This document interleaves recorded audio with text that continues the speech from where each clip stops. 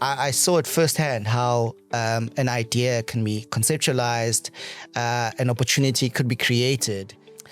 There's no dignity in poverty. I want people to actually see firsthand the power of coffee and the transformative change they could experience through coffee. Joining us today on the Trading Portal podcast, we're joined by a dynamic changemaker whose work spans education, entrepreneurship, politics, and community development. Kwandile Sikhosana is a purpose-driven leader and the current head of business development at the African School of Coffee, where he's helping to expand access to training and empowering young people through skills development in one of South Africa's fastest-growing sectors. But Kwandile's impact goes far beyond just coffee. He co-founded the Ekurhuleni University Initiative, advocating for greater access to higher education, and he's led a range of social impact projects through organizations like the Ruder Institute and the Davidson Book Club, which has established libraries across underserved communities. A former provincial leader for Build One South Africa and a TEDx speaker, he brings a unique blend of grassroots advocacy, business acumen, and policy insights to everything he does. From legal studies to leadership, summits, political activism to public speaking, Kwandile's mission is clear: to build sustainable ecosystems that empower individuals, especially the youth of South Africa. Let's dive into a conversation about purpose, innovation, and building a better future. One cup of coffee, one community, and one bold idea at a time.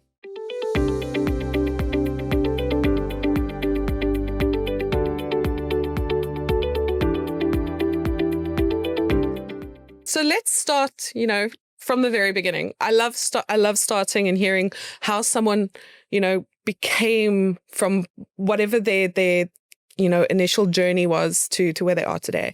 You had quite the dynamic journey to get to where you are today, from law and governance to business development and even education. What initially, sparked this passion? Yeah, so it's been a long journey. But it also didn't start there. I think the journey starts in Davidson, a small township of 500,000 people in the east of Johannesburg, the third largest economy in Gauteng. But I'm saying this because you would think as a third largest economy, they would be doing well. But the unemployment, I think the last time I checked, was sitting at 61%. So 61% unemployment come from that very township where unemployment is looking you, staring at the face, and people don't have opportunities of work, of education.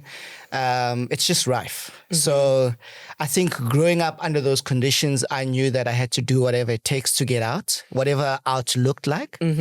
So when I was in grade 4, a friend of mine, we started a business. Actually, how it started was actually quite fascinating. I'd love to hear the story. He had a cousin in high school, and his cousin used to make us sell sweets for him, and he would pay us in sweets.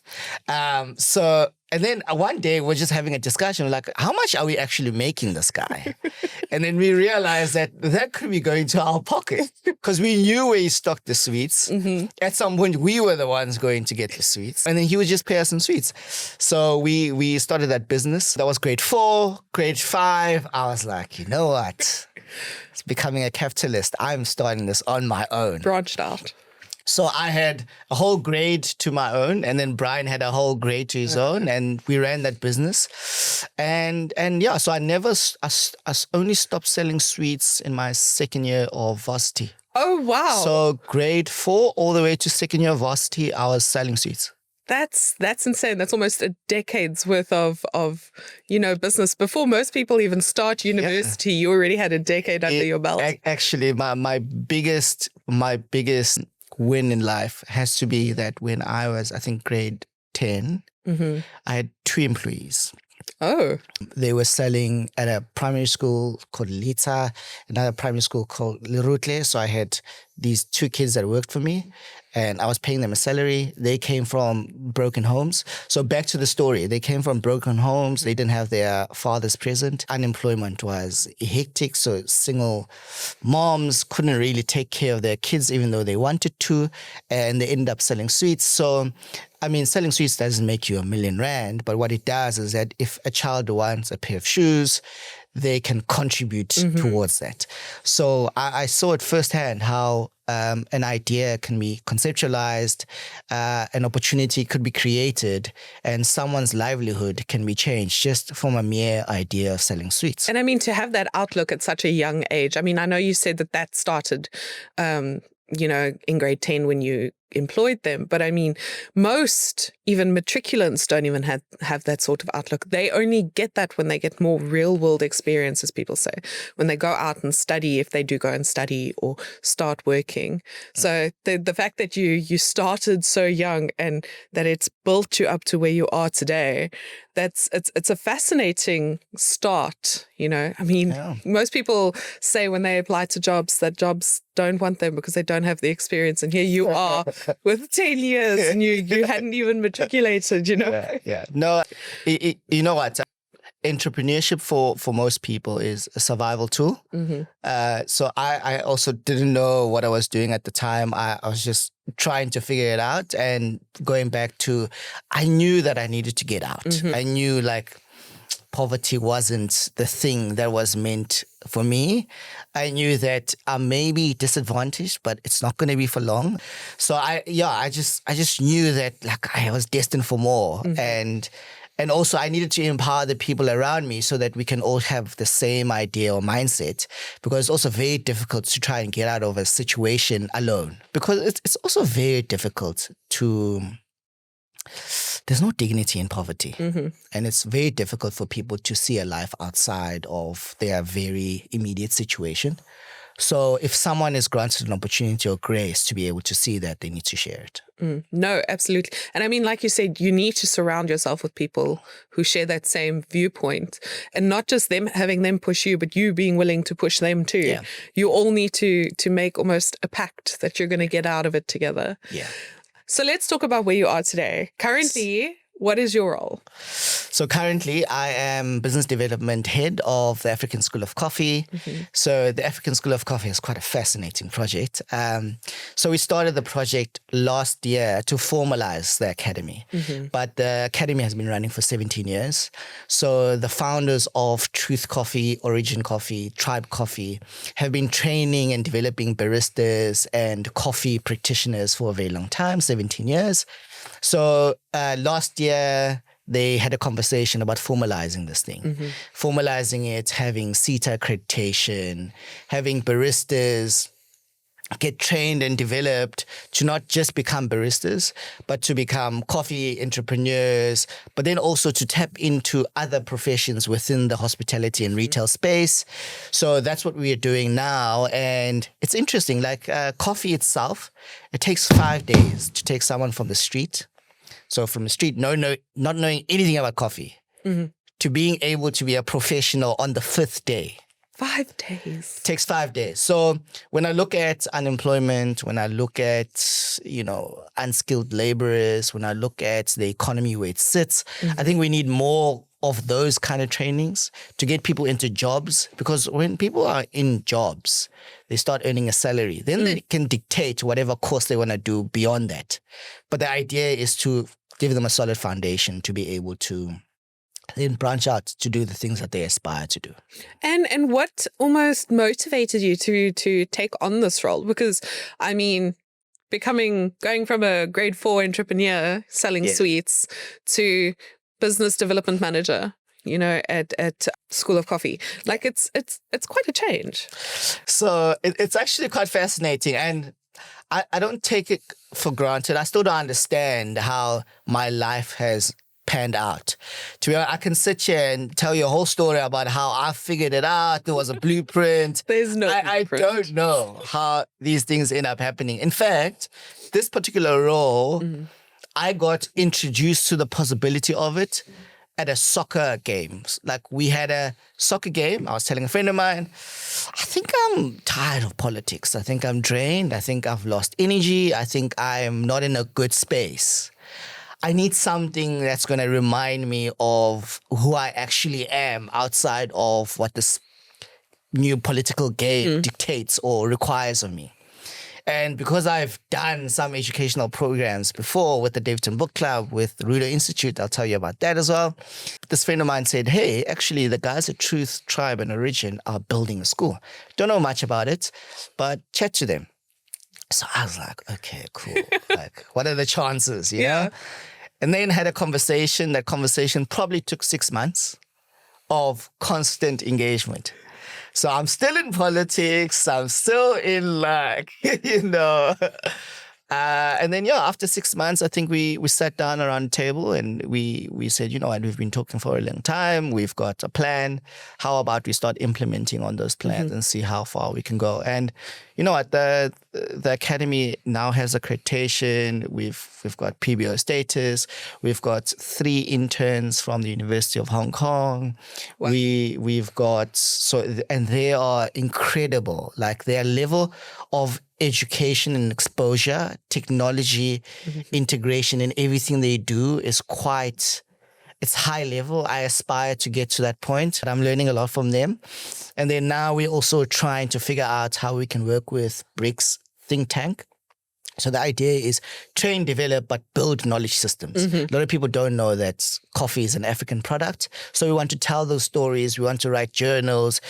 At some point, we want people to write their dissertation on coffee, not just agriculture, but how coffee has transformed the lives of Africans, how in South Africa, hopefully I raise enough money to see a coffee shop in each and every township owned by a native or a person from that particular area, because that's a good story to tell.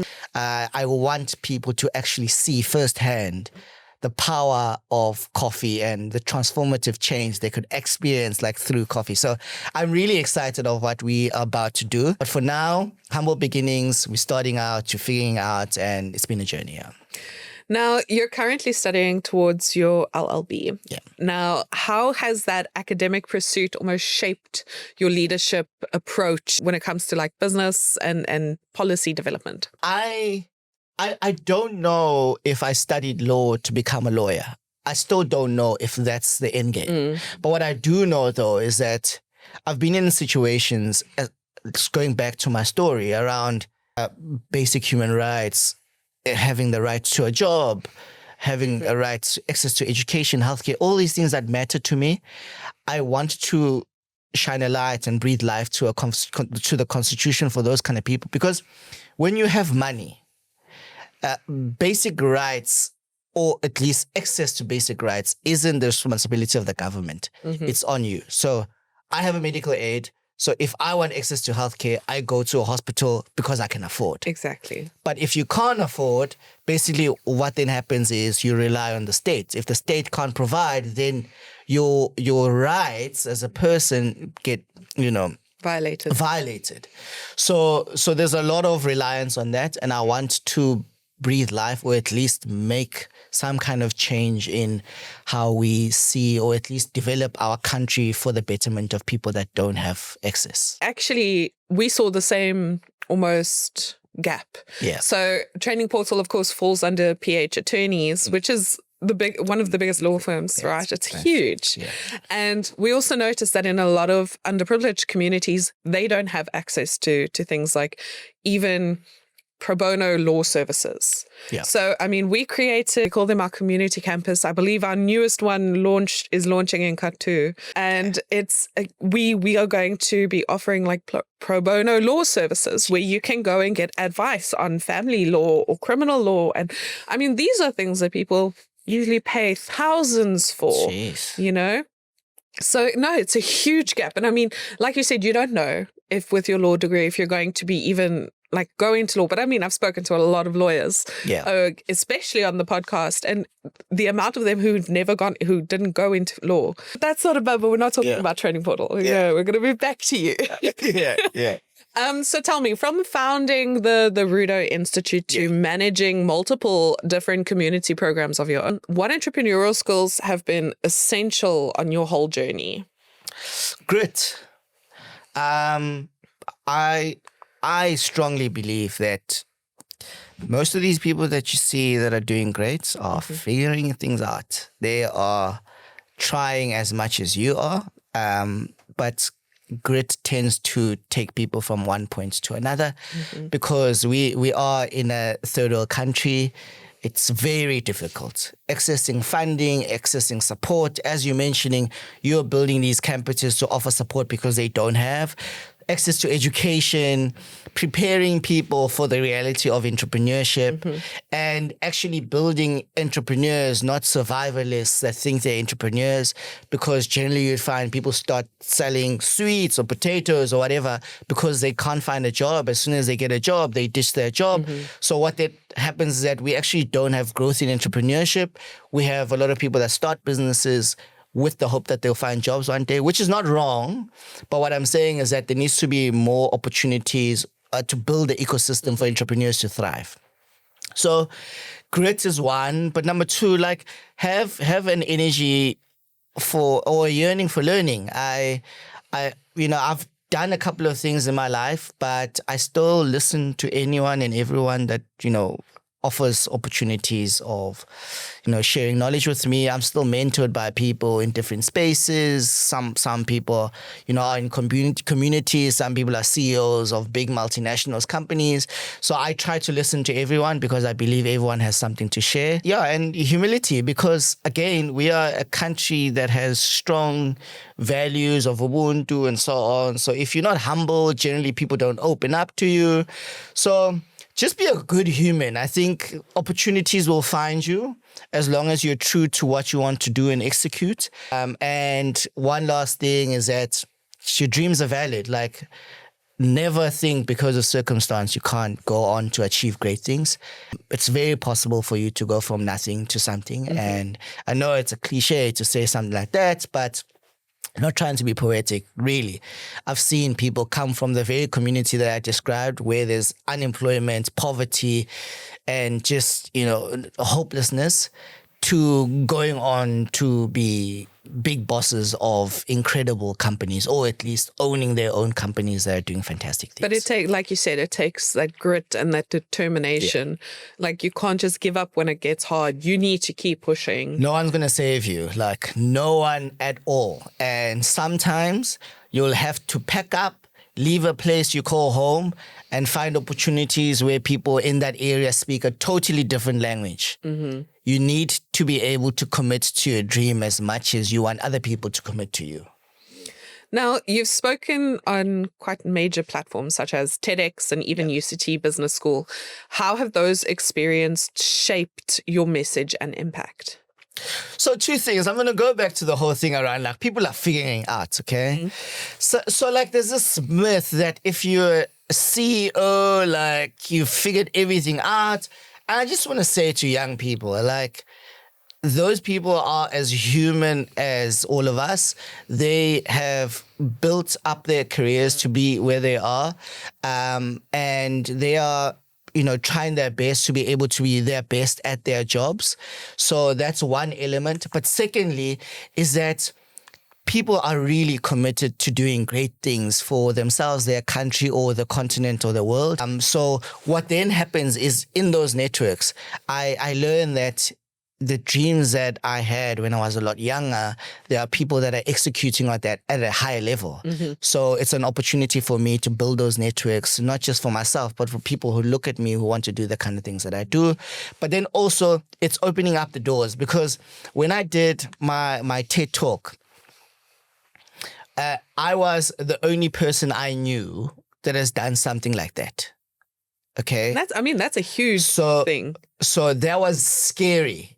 That was hectic.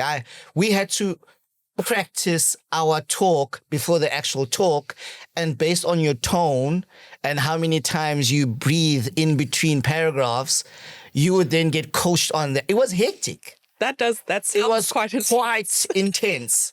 So to go through something like that, I was never coached in speaking. I was never coached in relaying my story in a particular way. So it was actually quite interesting to go through that. But then I get back and I start sharing stories of how it happened to other people.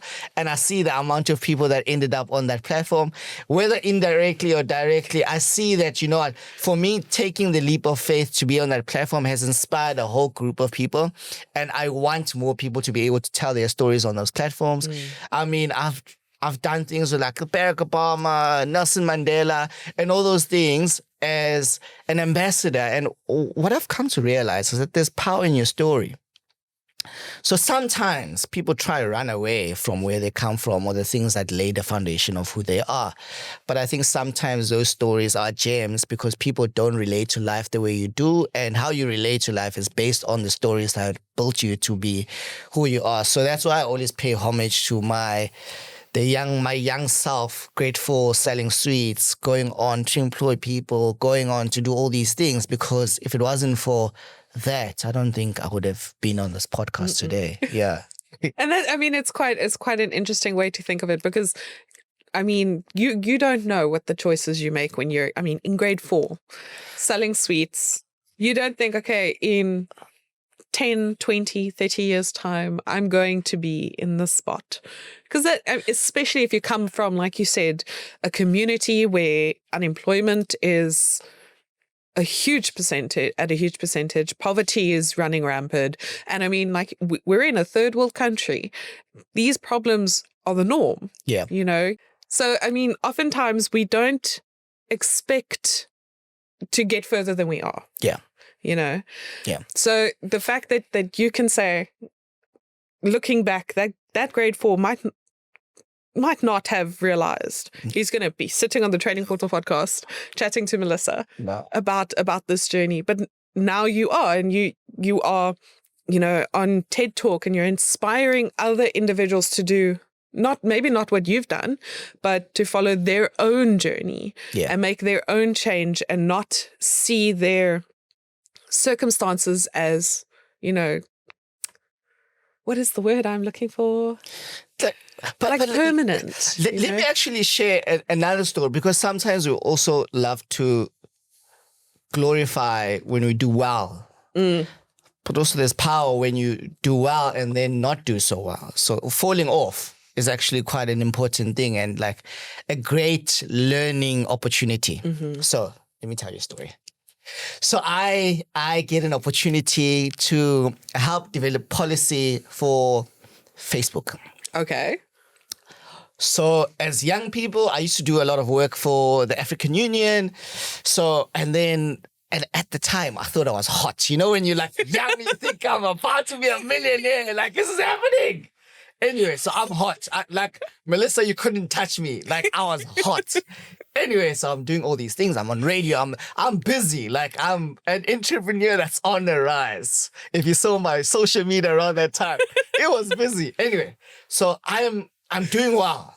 I get a call to be like, hey, are you interested to come to, mind you, I'm still in the same community in Davidson, but I'm hot in Davidson.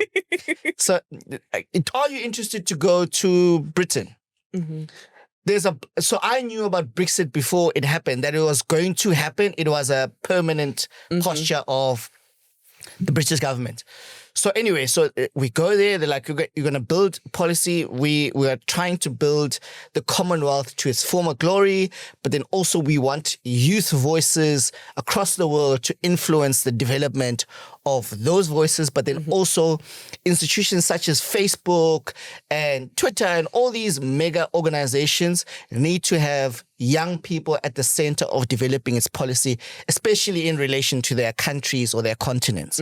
Because when we speak or when Facebook speaks about policy relations to Africa, they need to have African touch points of which filter or give them information or input. Anyway, so I get this opportunity. I don't know what it is. I'm like, okay, this sounds big, sounds great, but I saw UK, I saw that I'm flying to Britain.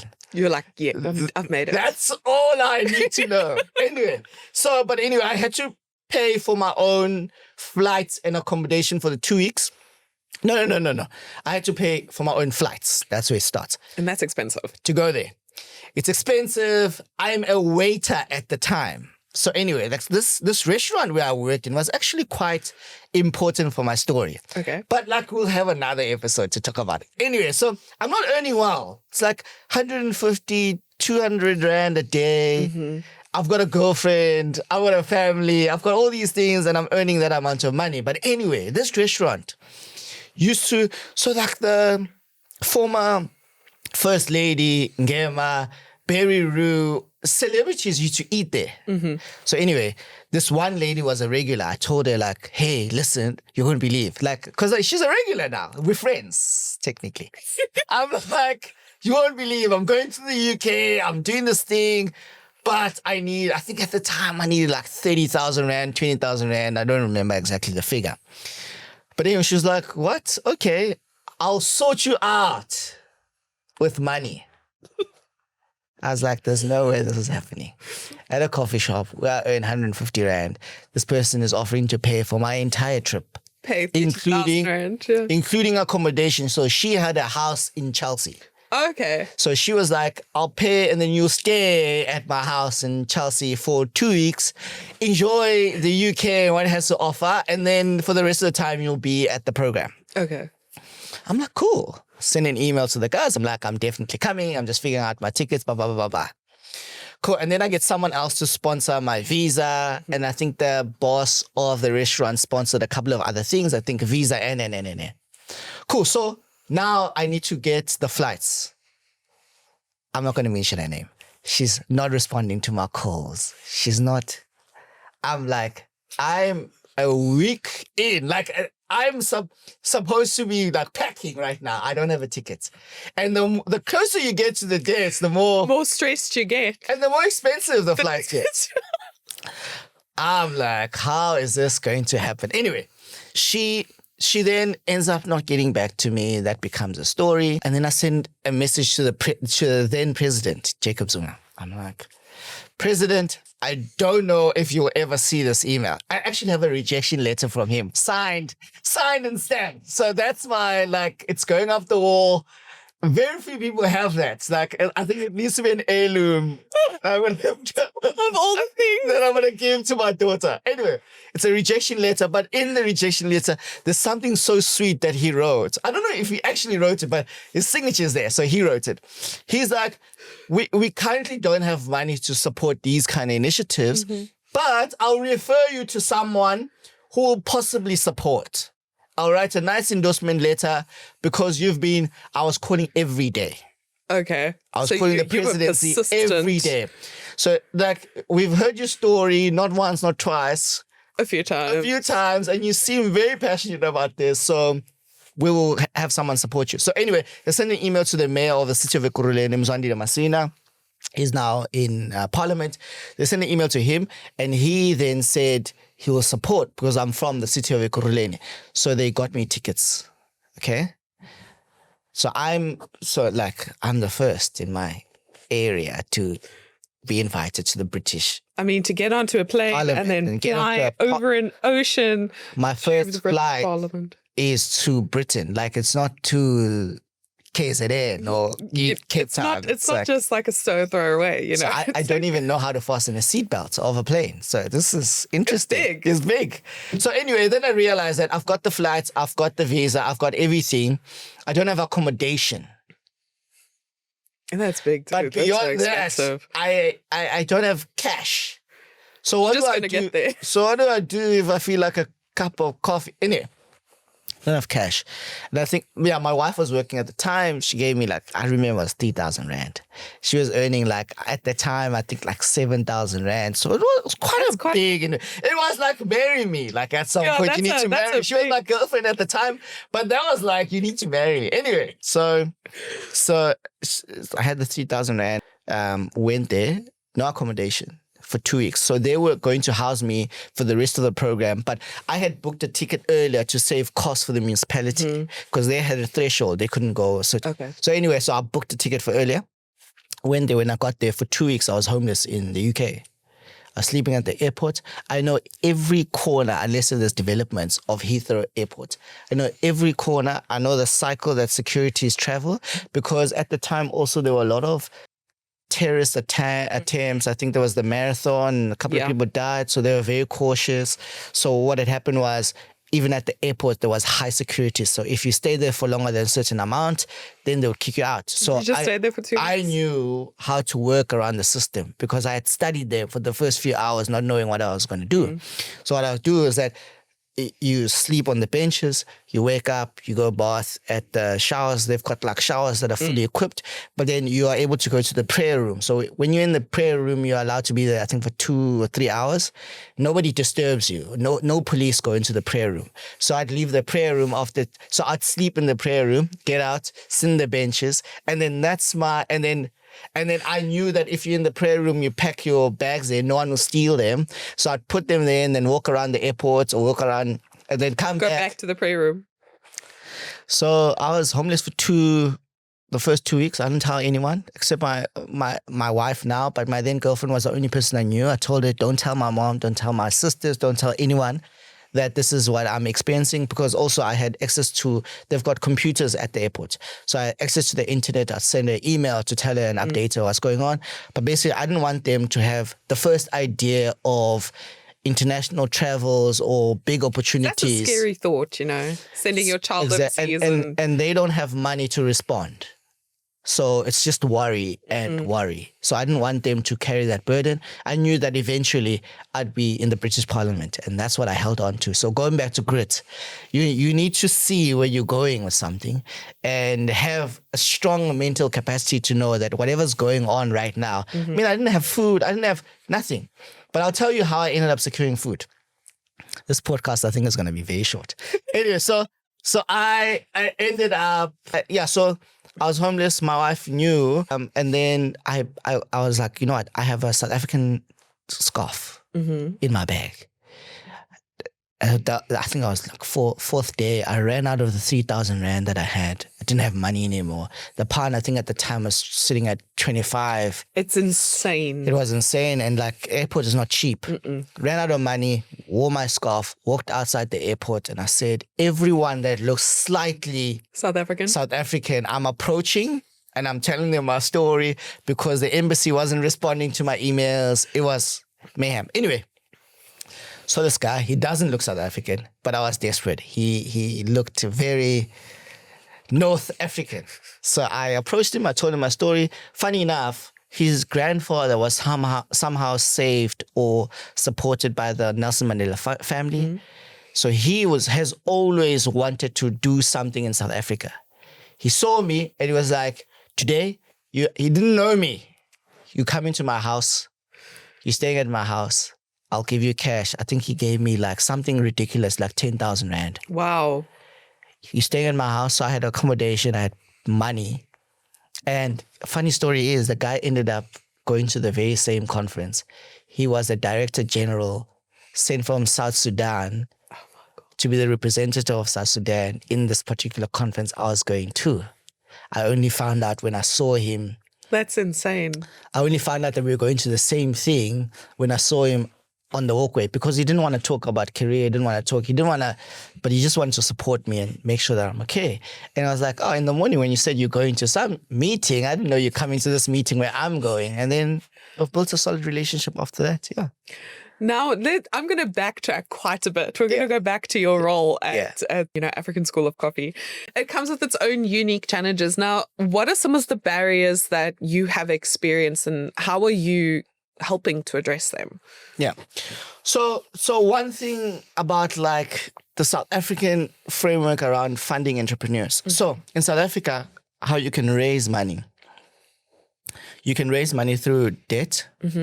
So you get a loan, and then you pay off that loan, and then you are able to continue with the business once you've paid off that loan. So debt. And then another thing is equity funding. So a person that's funding you says, okay, I want 5% or 10% or 50% of your business. And that's how you are able to raise money. So both these mechanisms are not geared towards our landscape, or at least the entrepreneurs that I'm trying to support. So these entrepreneurs have just gone from informal trader to become formalized. So they don't have collateral. They just have their ideas and some research. The chances are they're the only ones in their business. They are not paying themselves a salary because there's not enough cash flow. But they've got an idea. They haven't been to an incubation accelerator or anything like that, right? So if they have to access funding, either DFI or going to a bank or an angel investor or a venture capitalist. They would want collateral. If they don't have collateral, it's too risky. So they de-risk themselves. They don't finance those people. And then also when you want to get bank guarantees, those guarantees also need to be coupled with a strong financial management report to show that you are able to get money in. And so basically these entrepreneurs don't have a cash flow, a P&L. They don't have any of that. They've got an idea and have got potential. So now, how do you, if our DFIs, government institutions that are built to help entrepreneurs succeed, if they don't fund because the transactions become too risky, then where do we expect these entrepreneurs to get funding? Right? And then there's so little corporates that are actually making enough money to pump into their CSI initiatives, and their CSI initiatives end up funding these entrepreneurs because the economy is not growing. So even big corporates aren't growing as much as they want to. So generally they will rather invest in growing their businesses as opposed to pumping money into CSI. Right? So what then happens is, like, my whole concept of training and developing entrepreneurs, ensuring that they set up their own coffee shops in their own community, is a mammoth task. And generally that space is not funded. So we're figuring that out. It hasn't been easy. It's been a whole year of rejections. And then another element is training and development, and you would know, doesn't come cheap. So a teacher is qualified in that discipline. And I'm an entrepreneur wanting to start a school, and I'm expecting this teacher to come in at a you understand the vision and the journey. No, they've got bills, they've got things to take care of, and they are professionals. So what then ends up happening is that you run at the expense of, it's either you get money early to build, or you build a makeshift program that ends up making some money to then build the actual thing. So I've been fortunate enough that I joined in after 17 years of laboring in the space by truth, tribe, and origin. I don't even want to understand what they went through in the 17 years of trying to build an academy. Because it's difficult. I mean, it's tough. Especially those first few years of just trying. And like you said, I mean, you were getting rejection after rejection after rejection. And that's the norm in our industry at the moment. Yeah. So it's that. And also the cost of aligning to institutions such as QCTO, Council of Higher Education and Training, the cost of being aligned to what they require from any institution that operates under South African law and they're formalized is quite intense. It is. Right? So you then realize that if you're small, you can't play with the big boys. But at the same time, you have to compete in order for you to generate the kind of sales. So those are the kind of challenges. And we're experiencing that, especially now in the first year. But I thought it would have been easy, or at least we would have been easily able to take what we do now here in Cape Town, transplant it into maybe Joburg, Swaziland, maybe Ethiopia, where coffee is from, Rwanda, and so on. But what we're realizing is that a lot of people want to support us. It's just the funds to make it happen. That's a bit of a challenge. So we're trying to figure that out. And yeah, it's a journey. It is a journey. Now, tell me, where do you see this going, though? Like, especially in South Africa, over the next, let's say, 5 years? 5 years. What I hope to see with the African School of Coffee is that we would then be registered as the first private university to be coffee-centric.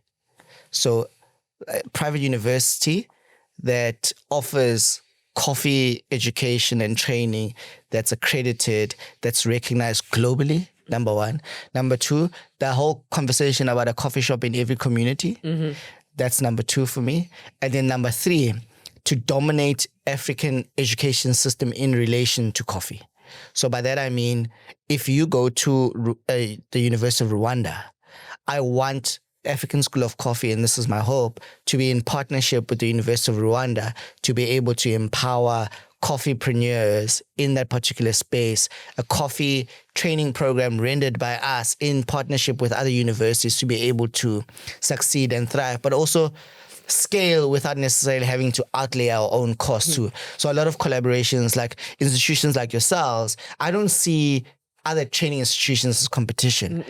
Collaborators, because what you do, we can never do. We are very focused in a particular niche, but there's nothing stopping us from partnering, especially with the fact that you already have a reputation, you already have these campuses. So I just need a room in one of your campuses to be able to empower using a different leg. So is that, and then also looking at the industry, who's leading the buying groups in terms of coffee? Who's running the licensing in terms of coffee? Who has the biggest insurance company in terms of coffee? Who runs all the cargo ships that then fetch coffee from all the different regions in the world? Who measures the standards, and who's the institution that gets paid for that? Who builds coffee shops inside? Who's the construction company that benefits? So basically, I want the African School of Coffee to be the hub of everything that has to do with coffee.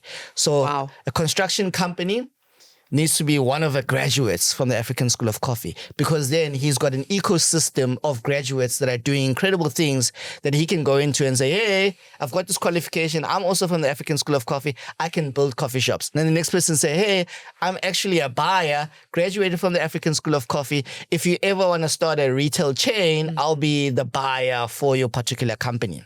I want that ecosystem to be self-sufficient. And then that's how we are able to manage and create jobs, sustain jobs, and build an entire industry on our own as a collective. I love that idea. And I mean, I know that is something, I mean, Training Portal's sort of doing something very similar, maybe not the construction part of it, but I see what you mean with the whole creating an ecosystem where you don't depend on others, and your students who graduate, and that they don't have to depend on others. They know all the resources they needed is there where they are. Now, I'm not going to, we won't have as much time to touch on your political background as I would have liked, but I will bring you back for another conversation. Definitely, let's do it. But I am interested in knowing how that background helped you when it comes to leading in education and business sectors. No, it opened me up to the reality of what South Africa is faced with. So I've traveled a lot. I've been able to see people and places across the country and various other African continents, the countries, but I didn't experience them at the level of which they're in. I was always coming to a conference which is well managed, well funded. There's air conditioning. We're speaking to a few entrepreneurs from the township. We have lunch. That's great. I leave. With politics, I had to spend time in people's homes. I had to spend times in communities where there's no water and they're only dependent on a municipality to provide them with water, and that water tanker is delayed for whatever reason. So the water they're expecting this week, they're only getting next week. So the kids aren't being bathed. They're going to school without water. They're not being able to cook. I've been in communities where I remember in Stellenbosch this one time I got a message. A whole community burnt down. It wasn't winter. Whole community burnt down. And I remember feeling helpless. So the people that are calling me are not people that have seen it. It's people that are experiencing it. And they need help from me. I'm in my house. There's a heater. And you can't stop but feel guilty. Like that South Africans have to go through certain things without any support or help, and yet on the other end, so it's quite a complicated thing. South Africa's quite a complicated country because there's a lot to be solved. But anyway, so it made me realize and appreciate what it's actually like to be South African, and it also reminded me that the dream that I had in Davidton still needs a lot of work, because there are people in Khayelitsha and Mitchell's Plain, Eldorado Park, in Limpopo somewhere, that require these solutions that we are talking about, that haven't come across people that are interested in supporting their communities. And it's important for you to be supported to grow so that you can get there. And it's important for us to grow so we can get there, so that South Africa can be a country that can reach its potential, because we do have an incredible country. We really do. This is an amazing country. Don't believe what you've heard. This is amazing. And I hope that we can have mature politics to be able to develop this country to be what it needs to be. Because in our unity, we can do incredible things. I mean, look at the cricket team now. They're doing great. Look at the athletes that are doing great. And if you looked at their competitors versus them and the resources they have versus, you realize that we shouldn't be doing so well. Exactly. But we are because of our spirit, and I hope that our grit, and I hope that at some point we don't rely solely on our spirit, Ubuntu, togetherness to thrive, but we can have a country that really is built for everyone to succeed. And by everyone, I mean everyone to succeed. Absolutely everyone. Now, before we close off, if you had to share one life mantra with, young leaders and dreamers in South Africa today, specifically in South Africa, what would it be? So it's a Zulu phrase that I stole from a friend of mine. I always say though, like Kwandile Sikhosana said this. He said, I'll explain what it says. It says, "Kuzolunga ngoba siyalungisa." What that means is that things will eventually get better because we are making things better. So what it means is that things don't change unless people we change it.